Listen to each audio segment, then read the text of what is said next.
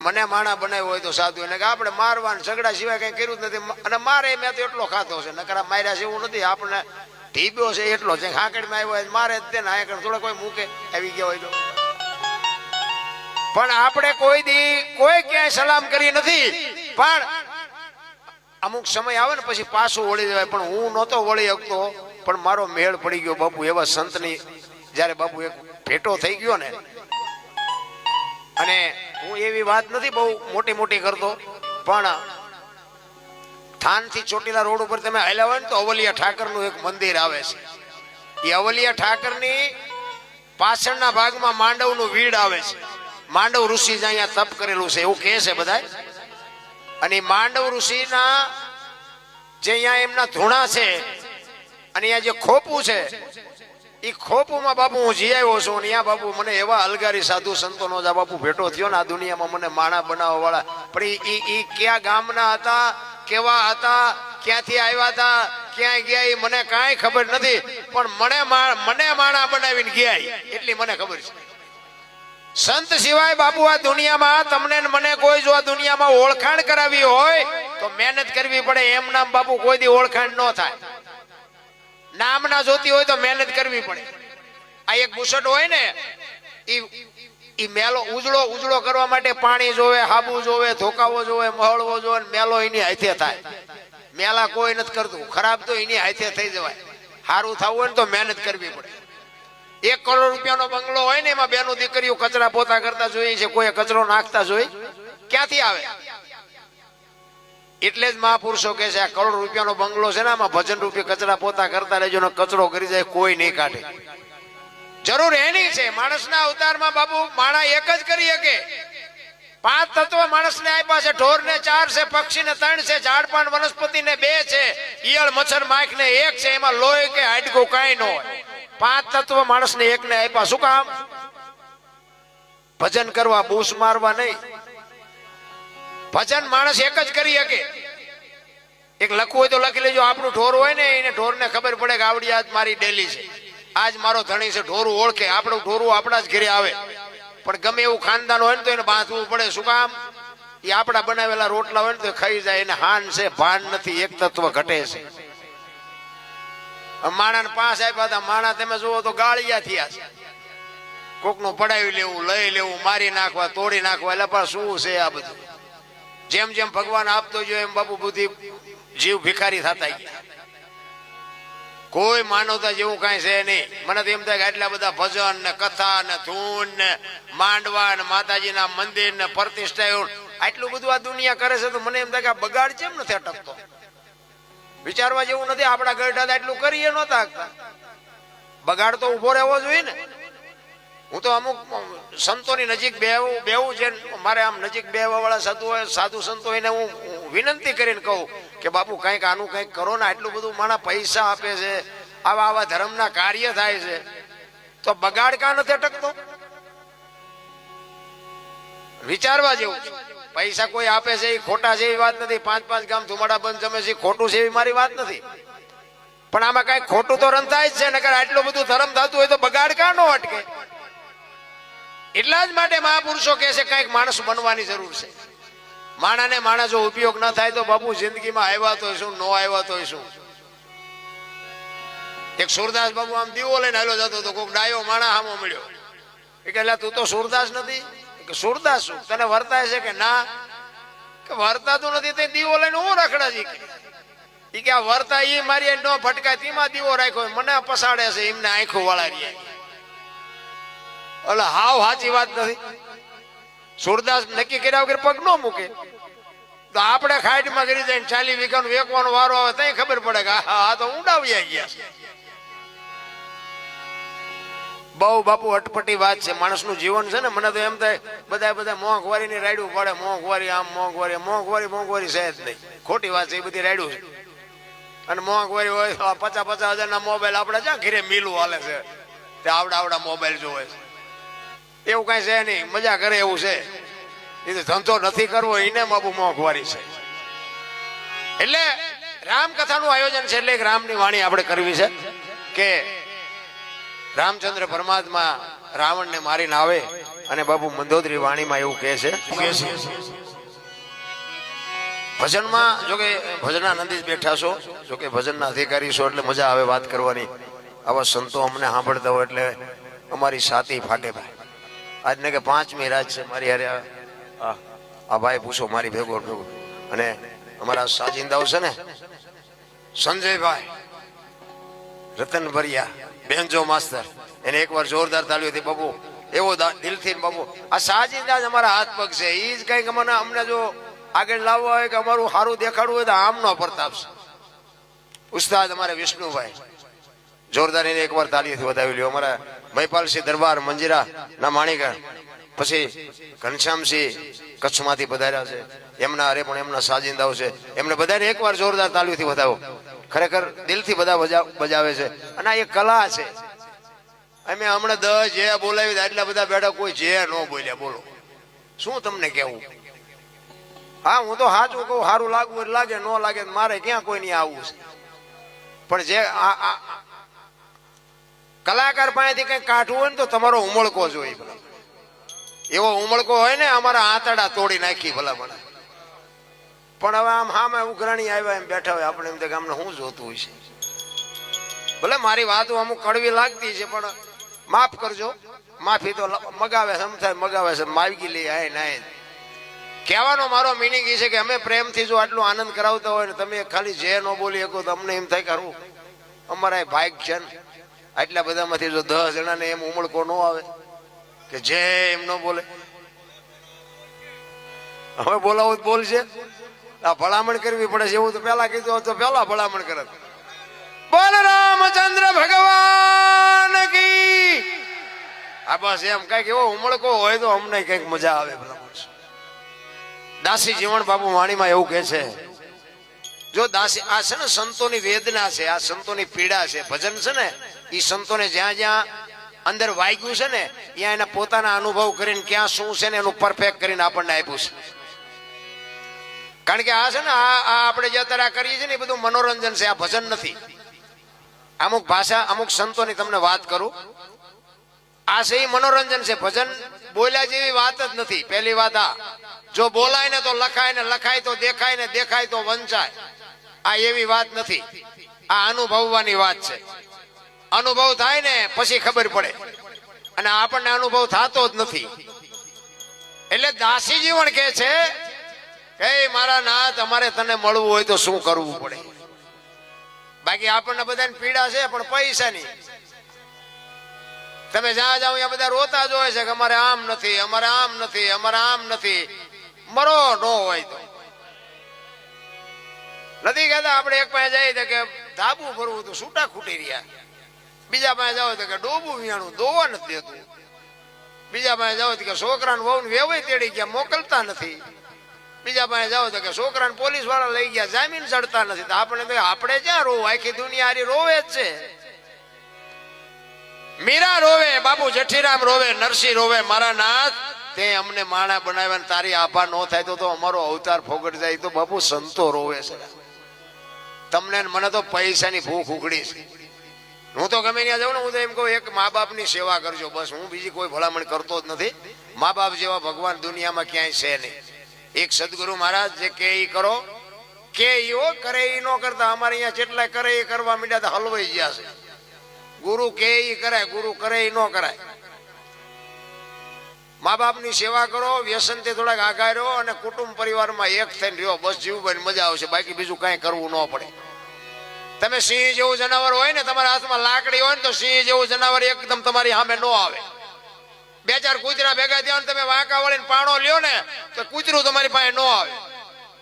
પણ ઓલે મધમાખીનું પૂડું હોય એક આવડો કાંકરો મારજો, જો મુઠ્ઠીઓ ન વળાવે મને કહેજો. શું કામ? એની એકતા છે. નકે આવડી આવડી માખું તમને ભગાડી શકે, સિંહને તમે ભગાડી શકો, માખને તમે ન ભગાડી શકો. પણ એની એકતા છે ને એટલે તમને ભગાડે. એમ તમારી મારી જો એકતા છે ને તો દુનિયામાં કોઈ તાકાત નથી એવી તમારા મારા ઘરમાં બાપુ આપણો લાભ લઈ જાય. એકતાની જરૂર છે. આખી દુનિયામાં બાપુ મેળ હોય, હગા ભાઈ વારે જ મેળ ન હોય. બોલો, આ જનરલી પ્રશ્ન છે. હું એકની વાત નથી કરતો, જાજો ભાગે. અને એકતા હોય ને હું તો એમ કહું છું ભગવાનની પૂરેપૂરી 4 હાથ માથે હોય, અહીંયા જ એકતા હોય. એક કઠિયારો કુવાડા ટીપાવીને નીકળ્યો ને, જંગલના ઝાડવા રોવા માંડ્યા. મોટા ઝાડવા હતા, કીધું એટલે કે હું કામ રોવો છો? એ કે ઓલો કઠિયારો કુવાડા ટીપાવીને ગયો ને કે વેલો મોડો આપણને કાપી નાખશે. મોટા ઝાડવાએ બહુ સરસ જવાબ આપ્યો. એ કે કઠિયારાની તાકાત નથી ને કુવાડાની તાકાત નથી, પણ હાથા માલપા આપણા હશે, જોજો. એ કે હાથા નો બનો કોઈ નો કાપી શકે. એમાં આપણે બાપુ વિખવાદ કરે ને, એ આપણો એકાદો હાથો હોય તો જ વિખવાદ થાય, ને કે વિખવાદ જ ન થાય. બધાને ખબર છે. એટલે મારો કહેવાનો અર્થ એ છે, દાસી જીવન બાપુ અખિલ બ્રહ્માના અને સદગુરુની બાપુ સદગુરુ પાસે કંઈક માગવાની આપણી કંઈક પીડા હોવી જોઈએ. આપણે કઈ સદગુરુ પાસે માગવું નથી ને સદગુરુને કઈ દેવું નથી, બેયનું હાલ્યું જાય સામે. ને કે કાંઈક તો આપણી માગણી તો હોવી જોઈએ ને. આપણે એક વાણિયાની દુકાને જાઓ, એની પાસે બધી વસ્તુ હોય, પણ આપણે બોલવું તો પડે ને. 2 કિલો ખાંડ જોખી દે, બોલો જ નહીં તો વાણિયો હું તમને જોખી દે. એમ કાંઈક સદગુરુ પાસે આપણે શું લેવા આવ્યા છે, શું કામ સદગુરુ બનાવ્યા છે, શું ગુરુ પાસેથી આપણે માગવું બાપુ, કાંઈક તો એનો હિસાબ હોય કે નહીં. પછી કે નુગરા નો રેવી ને એટલે કંઠી બંધાવી દે, નકરું એવું નથી. કાંઈક લેવાની વાત છે ભલા. સદગુરુની બાપુ એક તમને એક રામાયણનો આ રામકથા છે, એટલે એક રામાયણનો એક પ્રસંગ કહું. ભીલડીની બાઈ સબરી, માતંગ ઋષિ જેના ગુરુ મહારાજ, અને એના ગુરુ મહારાજે કીધું કે બેટા અહીં બેહી જા, વેલો મોડો રામ આવશે. એક શબ્દ પકડી અને ભીલની બાઈ બેહી ગઈ. કોઈ વેદનું, શાસ્ત્રનું, માણાનું કોઈ જ્ઞાન નથી. જંગલમાં જેમ જાનવર રહે એવું જેનું જીવન, પણ એક જ શબ્દ પકડી અને બાપુ ભીલની દીકરી સબરી 8-10 વર્ષની ઉંમરને બેહી ગઈ. અને શરીર ગુરુ મહારાજનું શાંત થઈ ગયું. અને રોજ બાપુ આંગણું વાળી સાફ સૂફ કરી અને સબરી રાહ જોવે, હમણાં આવશે, હમણાં આવશે. હાંજ પડે કે આજનો આવ્યો તો કઈ નહીં કાલ આવશે. બીજે દી એનો ઈ પ્રોગ્રામ કે આજનો આવ્યો તો કઈ નહીં કાલ આવશે. ચાંદીના પતરા જેવા વાળ થઈ ગયા, 70-80 વર્ષની ઉંમર થઈ. રોજ એક જ રટણ કે મારા રામ આવશે, રામ આવશે. હાંજ પડે કે આજનો આવ્યો તો કઈ નહીં કાલ આવશે. એકનું એક રટણ. અને વિચાર કરે છે કે હવે મને દેખાતું નથી, મને કાને સંભળાતું નથી. રામ નહીં આવે, એ નહીં આવે એમ કે તો અંદરથી અવાજ આવે, મારો ગુરુ બોલ્યો એ કોઈ દી ખોટું પડે જ નહીં. મારા ગુરુના શબ્દ ઉપર મને ભરોસો છે. મારા ગુરુએ કીધું છે કે અહીંયા બેહી જા, વેલો મોડો આવશે, આવશે ને આવશે. નો ભાવે એવું કોઈ દી બને જ નહીં. એમ ગાંઠ વળી જવી જોઈએ. અને રામ અને લક્ષ્મણ બાપુ જેથી સીતાજી માં સીતાની શોધ કરવા માટે નીકળ્યા, અને સબરીનો મલક આવ્યો ને, પ્રકૃતિ રામનું ભજન કરતી હતી. ઝાડવાના પાંદડા રામ રામ રામ બોલતા હતા. હુકા પાંદડામાંથી અવાજ આવતો. લક્ષ્મણ રામને પૂછે છે, મોટા ભૈયા કયો મલક આવ્યો? અહીં તો પ્રકૃતિ તમારું ભજન કરે છે. તો કે અત્યાર સુધી આપણને બધા સંતો મળવા આવતા હતા ને. તો કે હા, આજ આપણે એક સંતને મળવા જવાનું છે. જો હામી ઝૂંપડી રહી ને એમાં એક ભીલની બાઈ મારા નામના જાપ કરે છે. અને જૈન જોતો એ શું કરે છે. અને લક્ષ્મણ અહીંયા જઈને જોવે ને બાપુ, આમ નેજવા કરી કરીને સબરી જોતી હતી ને હળવી હળવી ગાતી હતી ને રોતી હતી. અને સબરીનું ચિત્ર જોયું ને બાપુ, શેષનાગનો અવતાર. લક્ષ્મણ ધ્રુજી ગયો કે આ મારા ભાઈના નામ ઉપર એને આખી જિંદગી ઓળ ઘોળ કરી નાખી. હળવી હળવી ગાતી હતી. શું ગાતી હતી? જો આ ગાયું હોય કે આ સબરીએ ગાયું હોય કે ન ગાયું મને ખબર નથી, પણ આવી કઈક વેદના હતી. વળી પાછા હવારે જેટલાય ફોન કરે કે આ સબરીએ જ્યાં ગાયું હતું. એટલે આમાં તો સારું લાગે ને રાખજો, કારણ કે આમાં તો ખોટું આવશે. 500 રૂપિયાના ભાવના ઘઉં લાવો ને એમાં કાંકરા આવે ને 500 ના ભાવના જોઈએ, પણ કાઢી નખાય, ખવાય નહીં ને. એટલે આમાં કાંકરા જેવું લાગે ને પડ્યું રવા દેજો. કારણ કે આ છે ને આપણે કઈ ભાડ્યું નથી. રામ વનમાં ગયા હતા બધા કહે છે, એટલે કહું છું હું અહીંયા હતો નહીં. માનો તો ગયા હતા, નો માનો તો આપણે કોઈને મનાવાય નથી. પણ સબરીની કઈક એવી વેદના હતી કે સબરી રામની રાહ જોઈને કહેતી હતી કે મારા નાથ તું હવે ક્યારે આવીશ. તારી રોતી રોતી ગાય છે, ઠાકર મને તું મેલ માઠેલી, તું છો એકલનો મેલી, અમે તારા અંગ કહેવાઈ, એ હવે બીજા કે નયાસ દે જાય. કાલા ઘેલાય મે એ તારા કેવાય ને જો પીએ તારા આઈ જા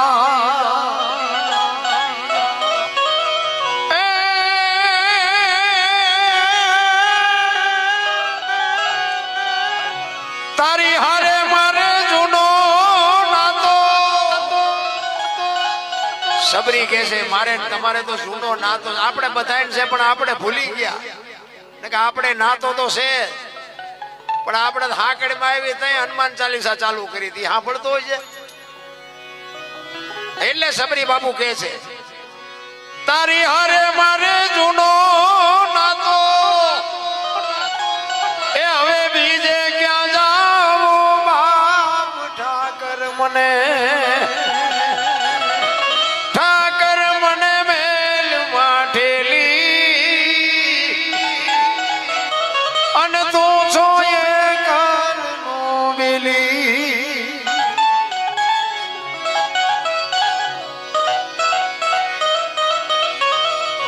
મધ દરિયામાં એ મારું વાણ પડ્યું છે ને થાય છે હાલકનો આ સંસારના સાગરમાં બાપુ આપણા બધાયના હોડા હેલા જાય છે એવો જો સમર્થ સદગુરુનો સથવારો હશે તો ઠીક છે બાકી રોતા નથી આવડવાનું દમ દીધી ઉઘરાણી કરશે ને આ સંસારના સાગરમાં બધા હેલા જાય આ કોરોના આવ્યો હતા કેટલાયના ગલોટિયા ખાઈ ગયા કોઈએ ન બચાવ્યા ને કે પૈસાના ડટ્ટા હતા ડોક્ટર હતા વાહન હતા ઓક્સિજન હતા બચાવી ન હોય ક્યાં બસ આટલી જ વાર છે રામ મરી જવાનું છે વાત પાકી છે પણ એવા કોઈ સંતનો સથવારો અમારા વાણનો ખારવો બની તું એ ઉતાર જે ભગવાન ઠાકર મને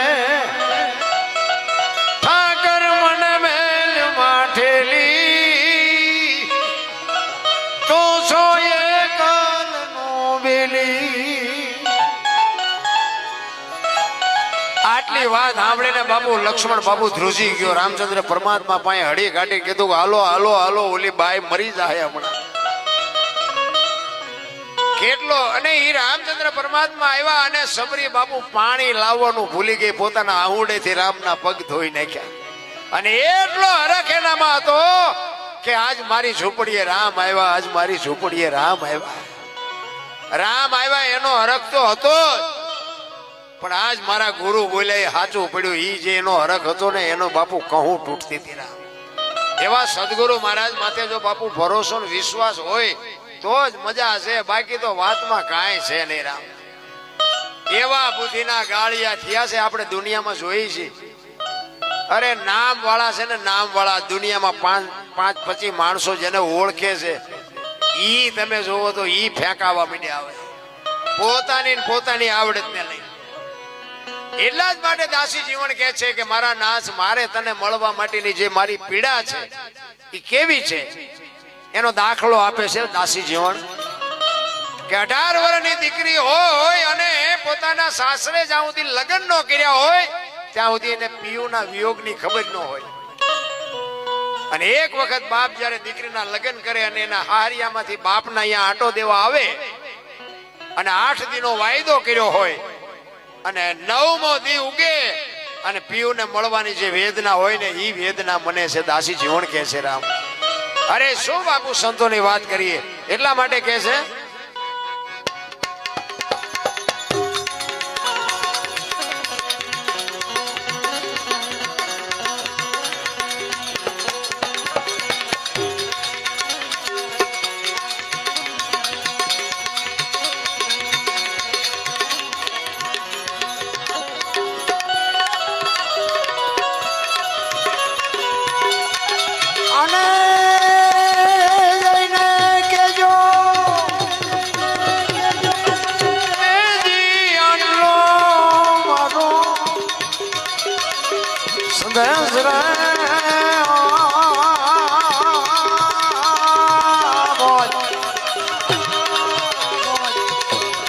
સાયાજી ને કે જોરે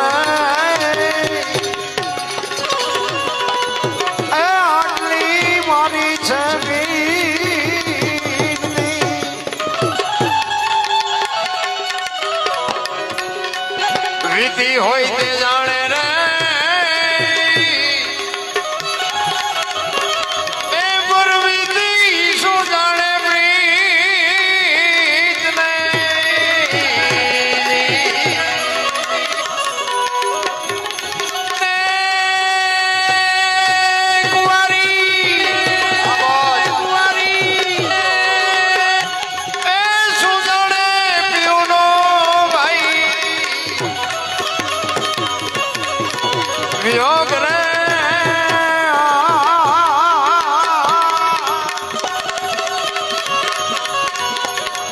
આયાજીને કેજો રે આટલી એ મારી વિનતી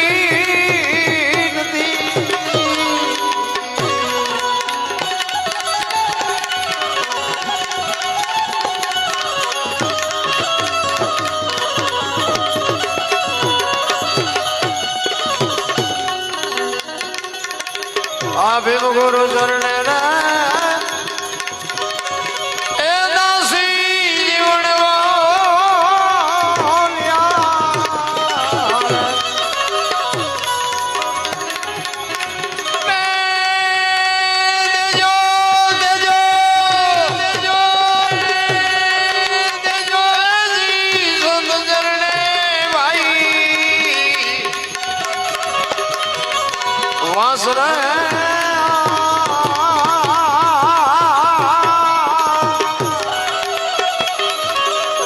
આ ભક્તિ નો માર્ગ રે એ ફૂલગીરી પાખડી રે ને સુગે ને એ જી સ્વાદ ઘણેલો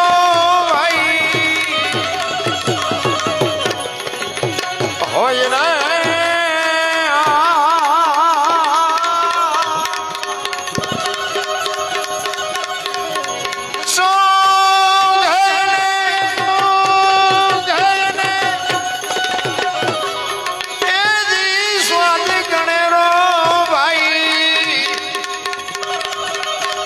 હોય રે